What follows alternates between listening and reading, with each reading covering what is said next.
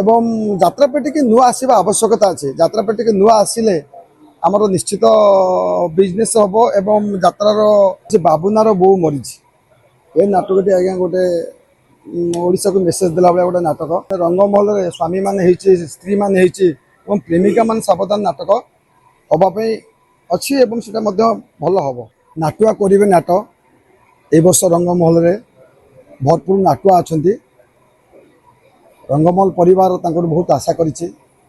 ସେମାନେ ଏ ବର୍ଷ ଭାରି ଉତ୍ସାହ ଅଛନ୍ତି ନାଟକ କରିକି ଦର୍ଶକ ମାନଙ୍କୁ ଏ ବର୍ଷ 4 ଦିନ ଭଲ ନାଟକ ଦେବେ ଏବଂ ମୁଁ ଆଶା କରୁଛି 4 ଗୋଟି ନାଟକ ବହୁତ ଭଲ ହବ ବୋଲି।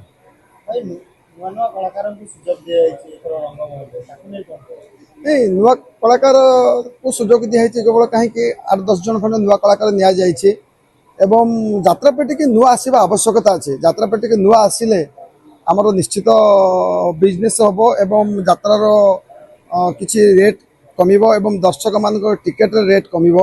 ଏସବୁ ବାବଦକୁ ଏହାକୁ ଆଖି ଆଗରେ ରଖିକି ନୂଆ କଳାକାରମାନଙ୍କୁ ଆମେ ସୁଯୋଗ ଦେଇଛୁ।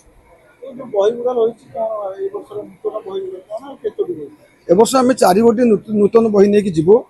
ପ୍ରଥମ ନାଟକ ଆମର ଅଛି ରାଜେନ୍ଦ୍ର ରାଉଳ ଆଉ ନନ୍ଦୁ ସାରଙ୍କର ଦରିଆ କୂଳର ଦରଦୀ ବନ୍ଧୁ, ଭଲ ନାଟକଟି ହବ।